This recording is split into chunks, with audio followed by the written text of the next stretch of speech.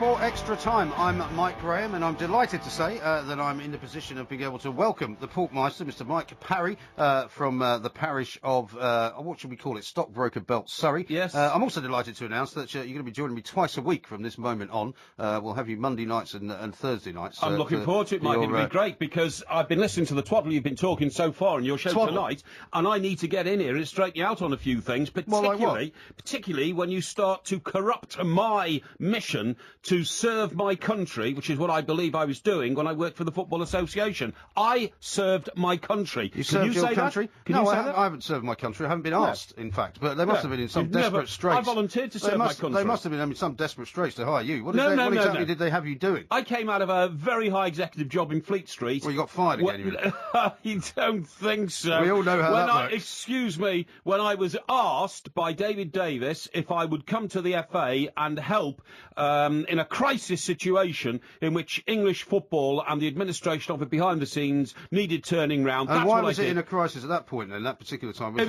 was in a crisis because they were at a crossroads. They had once again inherited a new manager in Terry Venables. It was going to be a new dawn for England, a new start. They needed people to pump that message out. They thought, who is the greatest messenger pumper-outer in this country who's available at the moment? Suddenly, bang, bang, bang, knock on my door, David Davis comes in. How fortunate you seem to be between engagements at the time. Listen, the situation was this. I could have had my pick of a number of executive positions, as you know, in the media world. I chose to go and serve my country at 1/3 of the salary that I'd been offered to stay in Fleet Street for. That's what it meant to you. I served my country. Yeah, but what did you do, though? I'm fed up of your nonsense. When I sent out a tweet earlier saying you were going to be coming and telling us about the workings of the FA from the inside, let me see what some of the fans have said. Liam says this: I would happily have him back at the FA. He couldn't be any worse than the current crop, could he? That's you he's talking about.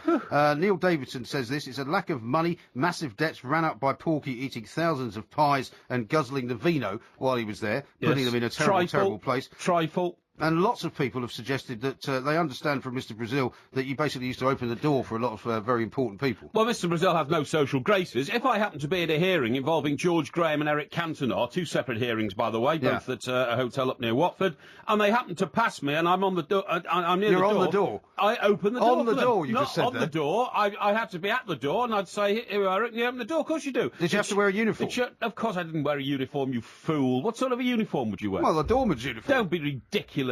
Or a chauffeur's uniform, I've never seen Alan Brazil open the door for anybody in his life. In fact, I've never seen Alan Brazil, say to somebody after you, or would you like to sit down, or can I get you a drink? He has no social graces. So for him to start knocking me and say that I'm a door opener, when in fact all I'm doing is showing basic courtesy and common sense in a fraught and tense situation in which Cantona's answering for his crimes, George Graham was explaining some money issues to the FA, well, it's pretty damn low of Brazil. Are you saying that Harry Redknapp's wrong, then, to suggest that the England setup is all wrong, that it's run by people who couldn't pick a manager if they tried and if someone fell on them? But I think he's also right to say that England are not a very exciting team to watch. Well, it's very easy to go around, blaming the FA. I mean, look, if Harry's got a problem with Roy Hodgson, it's a mixed message coming out, because he seems to be blaming the FA, but then saying, but I get on all right with Roy. Yeah, I'm not sure he's going to get on all right with him anymore. Well, I think this is the issue. Now, if we look at tomorrow morning's papers, Mike, a bit early on, one here which has caught my eye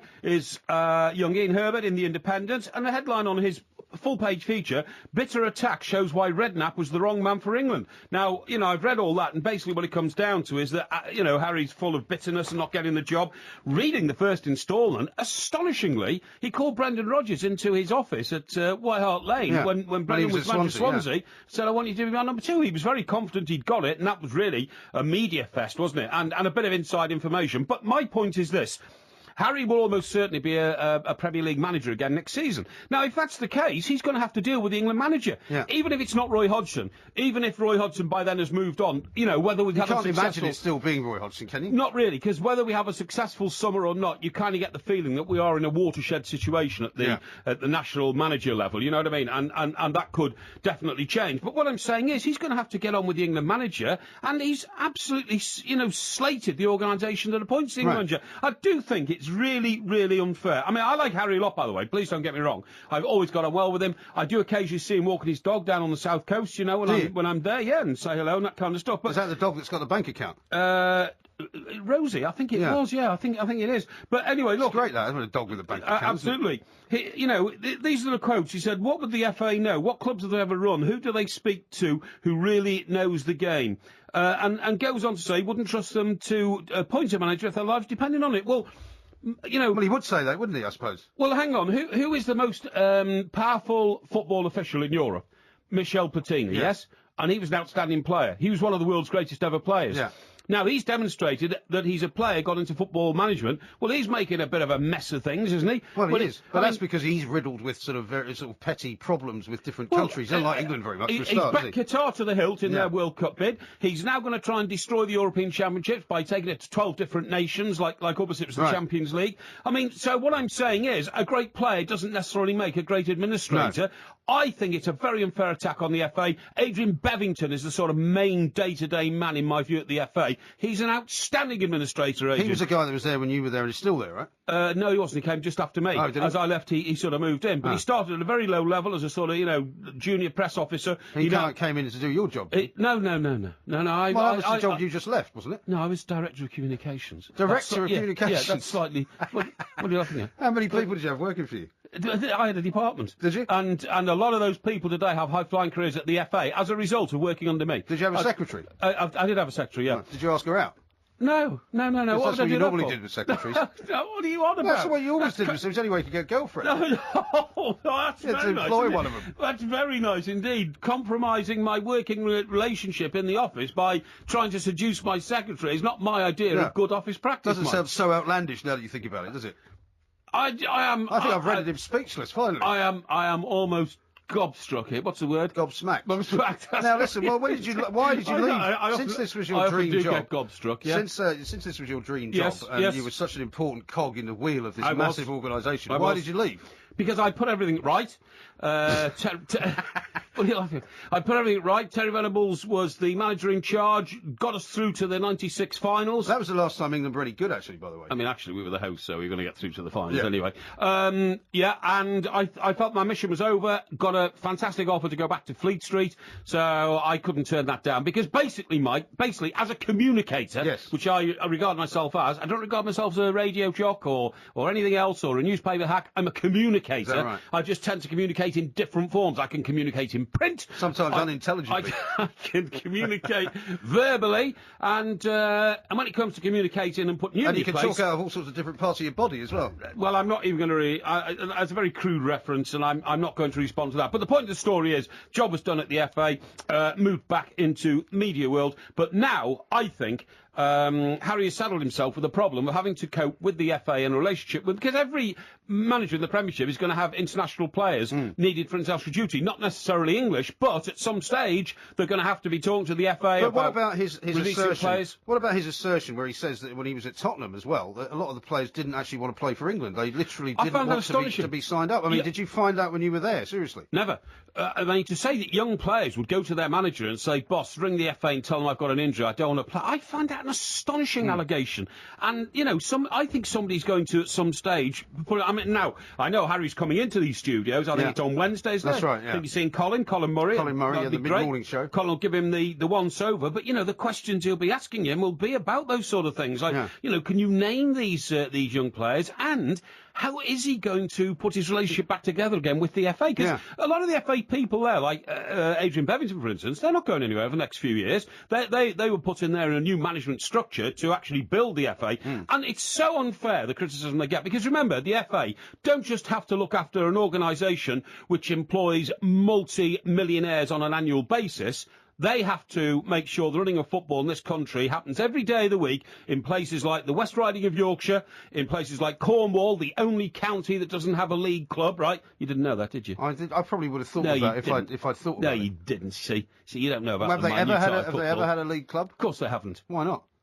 Well, because they haven't got a town big enough to have a league club. You should know the answer to that one. Talking tripe again, I'm sorry, but I mean, it should be rude, but you're coming in trying to trap me on some of these questions. You've been researching burning the midnight oil. I don't burn the midnight oil, Mike. A lot of my knowledge is in my head. My brain's been like a sponge for the last 35 years. Yeah, it looks a bit like a sponge as well. Soaking up the, the detail that's been swirling around me all this time. Point is, I'm not sure if... the book was written by Martin Samuel. Yeah. one of our leading journalists in this country, an outstanding journalist, a man who yesterday incidentally wrote that Bill Kenwright, the Everton chairman and owner, is the best ever. Oh, here we go. Can we stay off Everton? No, hang on. No, just a very brief reference. Everton last week. I didn't say it. Martin Samuel said it. Best ever owner of a Premiership club. We'll move on because we're talking about the FA. And I do think. I see you got the prediction wrong at the weekend, by the way, on the Everton game. You said it was going to be 2-2, didn't you? Well, there were 4 goals in the game. Wasn't my fault. You put that one down as a tick in the column, do you? Well, it wasn't my fault. By the way, I never ever moan about referees, but I'm going to have a moan about the referee in that game because what he actually did. His name was John. Because it's the same name as the guy who was the drummer in Culture Club, John Moss. John Moss. Remember John Moss? It wasn't him, was it? No, it wasn't him. Obviously, it wasn't him. It's spelt differently. I think the John Moss in Culture Club. That was for our listeners who don't remember Culture Club. That was Boy George's band, yes. Right? And the drummer was John Moss, Jon, new word Moss. And the referee at the weekend of the Everton game was John, John Moss. He got 2 penalty decisions absolutely wrong, which would have evened the score up to 2-2, because Everton should not have been penalised for one and should have been awarded another. OK? I've just been told that the John Moss, the referee, spells his first name Jon as well. Oh, does he? I didn't know that. I didn't. In all the papers I looked in, it had John. Yeah.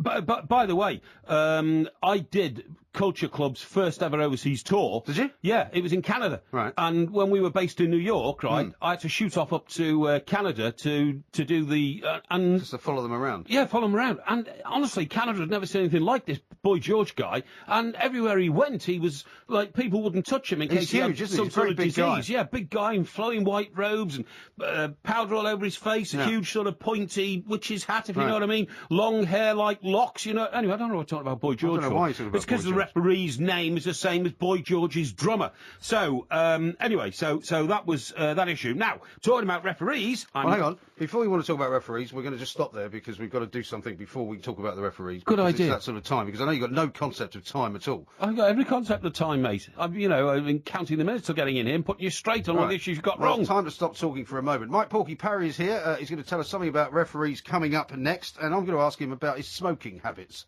Talk Sport, on air, online and on TV at Freeview Channel 723.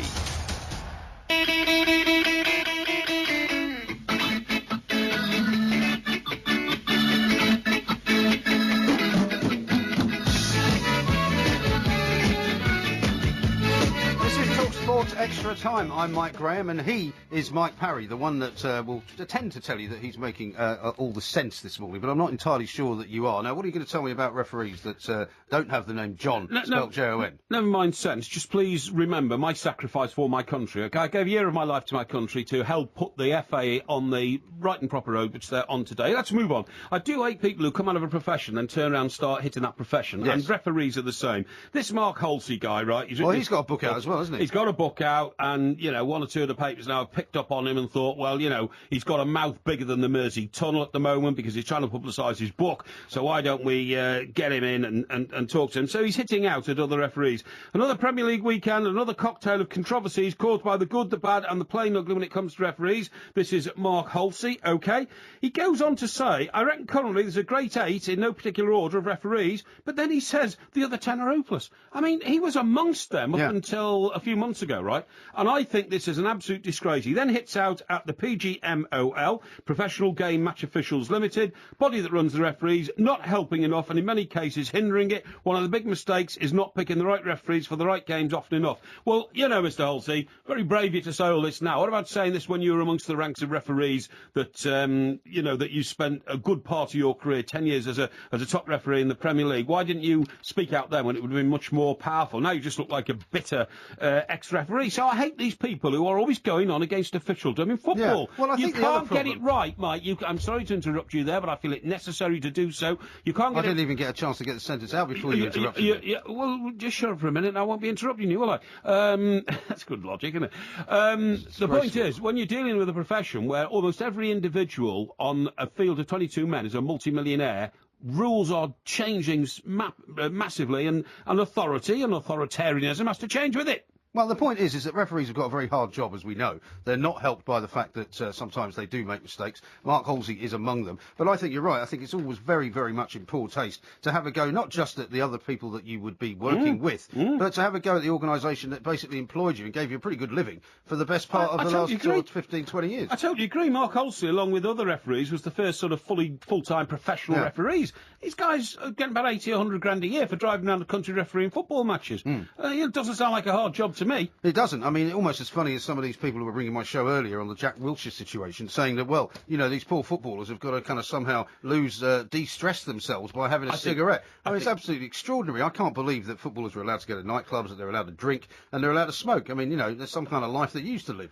I think you've made too big an issue of this. I don't know what you're going on about it for. One cigarette, you know, for poor old Jack Wilshere outside a nightclub. Well, first of all, it's not just one, is it? Well, how do you know? How do you know it's one cigarette? Well, hang on. Last summer we saw pictures of Wayne Rooney in a swimming pool in Dubai smoking a cigarette. He shouldn't be smoking either. Well, it doesn't seem to have affected his form. He wasn't playing very well last season, was he? Still the outstanding English player in the game. So I think you're making a terrible fuss about that. I mean, look, I have no idea what effect cigarettes have on people. Why is that then? Because I've never been a regular cigarette smoker. A regular cigarette smoker? No. What does that mean? So what, you're like Jack Wilshere, you just had one of you in your entire life? Look, I'm not denying I've had a Prandile, is it? Prandial. Prandial, thank you. Yeah, Prandial. You might have had a post-Prandile as well, I don't know. I'm not sure what that is. I thought you were walking a bit funny when you came in. For the benefit of our listeners, post-Prandial, it means after dinner, of course. Yes. It's an Irish expression, isn't it? And I have had the odd cigarette. No problem at all. Well, I'm glad you finally admitted it. In my younger days. You used to deny smoking all the time, and I was always giving you cigarettes when we were in New York together. Oh, no, this is ludicrous. You used to smoke quite a lot, quite heavily, in fact. In fact, you used to smoke menthol cigarettes, I think. Well, I was about to say they weren't real cigarettes anyway. No, menthol cigarettes. No, fresh air fags, right? And fresh air fags are not real cigarettes. They have nicotine in them. The only reason they cause cancer. The only reason I would smoke those is because it would actually clear the air pipes in the back of my throat as a refreshing after dinner, sort of like taking a mint, actually, like an after eight. Really? Instead of an after eight. You're really quite deluded, aren't you? So you're going to. I mean, you were smoking as much as everybody was in those days because you could still smoke in restaurants, you could still smoke in bars. I mean, we'd all be standing around in bars drinking for hours and hours on end. Yeah, it's smoking hundreds of cigarettes. Well, certainly in America we did, didn't we? In New York City, I couldn't believe it. It was. I look back on those days now, and shamefully, I did sometimes get drawn into those sort of situations of late heavy drinking and yes, the odd cigarette smoke. I was going out with a girl, as you well know, in America who was smoking like 60 a day. And what was she? Sorry? What was her job? She ran the Daily Express. She was your secretary. I think you'll find. Well, not exactly my secretary, but I mean she was the administrator. She used to be known as the New York Welcoming Committee, didn't she? Oh, that is disgraceful. Honestly, it's true. That is absolutely a disgraceful thing to say about a young lady who's still alive. Well, I presume she's still alive. She'd be pretty ancient now, wouldn't she? She was a bit older than you, actually, wasn't she? Excuse me. This is about 5 or 6 years. It's getting extremely personal, it's getting extremely personal. I saw her at a funeral, didn't I, about 5 years ago? Or 10 years ago? I've no idea. Wasn't there a memorial service in town for... there was, yeah, for one of our former colleagues. That's right, yeah. I think she came out. Yeah. And how'd she look? Very nice indeed. She's a lovely young lady. She was actually known as a Jap, which is a Jewish-American princess. That's right. Which is the sort of culture of Manhattan and New York and all that kind of stuff. Sorry? And Long Island. Long Island. And a very pleasant young lady. But anyway, I don't know what we're talking about her for. We were talking about smoking, I'm just making the point that a lot of the women you went out with tended to work for you, that's all. That just proves my point.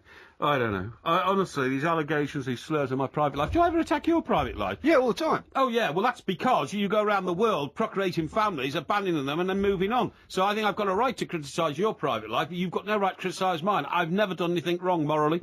I'm not reprehensibly immoral. I don't think you want me to go any further down this road. We'll close that particular part of the conversation off for the moment. But we'll revisit it because... Nowhere else to go. As far as you and morals is concerned, I mean, I think there might be a few questions to be asked later on. Now, let's talk about something that you raised with me the other day, about how you've discovered that there's some kind of thing called a 30-second shower. Well, tell me what this is all about. Well, it's ludicrous.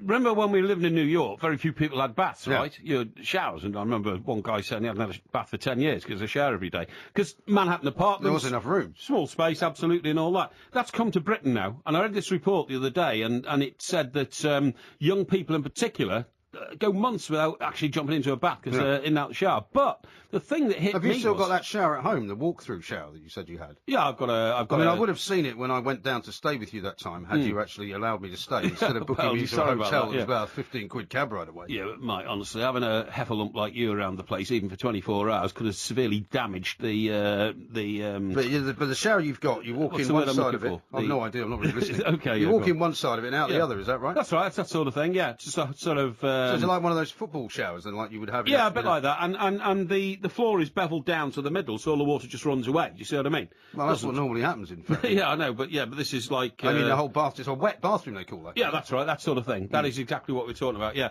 No, the ambience is the word I was looking for. You'd ruined the whole ambience of the place. I think you're calling for an ambience.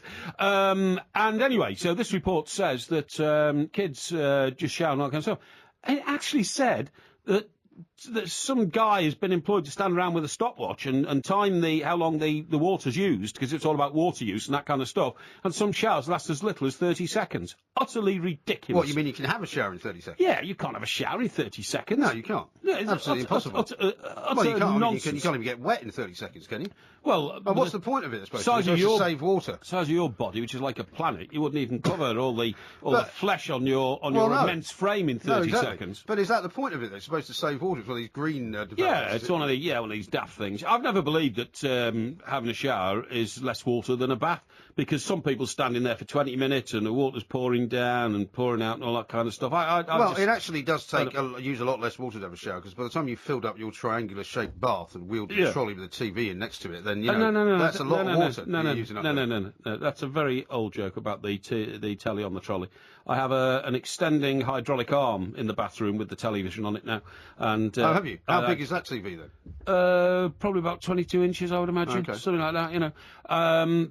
I mean, in the old days, all I was doing was being practical. If I sit in my bath and look at the door, I can see it's only a few feet away, so I'd put a telly on, because you can't, unless it's wired properly, you can't just bring... It's quite dangerous having a telly actually wired into the bathroom, isn't it? Well, it's not dangerous to have one wired in, it's dangerous to wheel a telly in, if you see what I mean. Because, if you bring a television in and it's got a long lead to a plug somewhere else, but if the whole thing is properly wired and fitted... So where do you plug it in then? It's permanently plugged in. But I mean, is there a plug in the bathrooms? That's illegal, isn't it? No. You're not allowed to have a plug in the bathroom. No. You're only allowed to have a shaving plug. Yeah, that's right. No, it goes out of the bathroom. It's a bit like... So what, have you got a cord that goes out of the bathroom then? No. Do you know where the plug is for your fridge freezer? It's behind. Yeah, I do actually. Yeah, it's above. It's above the counter. Yeah, but you never see it, do you? Yeah, I do. I can look at it. No, rubbish. It's there. It's right, but it's above. It's above the work surface. People's plugs for their fridge freezers go in the wall behind the fridge freezer. All right. Let me ask you this. So what happens if you want to switch it off? Hang on. Let me ask you this. Do you know where? I see you trying to remove the fridge so you can switch it off. Do you know where the plug is for your dishwasher? I haven't got a dishwasher. Dishwasher. What about your washing machine? Yeah, I know where the plug is for that. It's also above the counter. They're all built in. You've got some sort of a weird flat. All my stuff in my fitted kitchen, right, the plugs are actually... There are no plugs. All they do is they wire... It's a magic machine, is it? No. Doesn't need electricity. No. They wire the machine straight into the wall, and then it's all behind the tiles. You see what I mean? You haven't got a switch to flick it on and off? No. What do you need to switch this for? Well, what if you have to switch it off because it goes wrong? If it goes on fire or something? No. What would you want to switch your freezer off for? All your food would melt, wouldn't it? And why would you want to switch off your washing machine, your dishwasher? They wouldn't work, would they? Well, because if there was a problem, you need to be able to switch it off in order to stop there being a fire. No, Mike. It sounds like a death trap, your place. No. I'm glad I didn't stay there now. Yeah, well, I'm glad you didn't stay there either.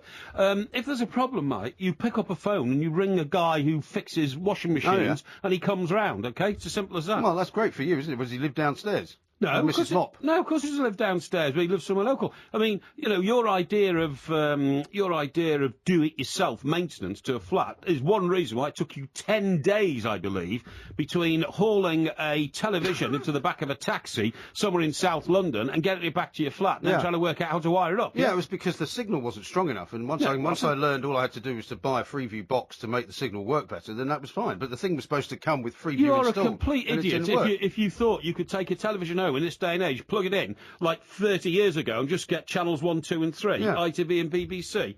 I don't know, honestly, what a numpty.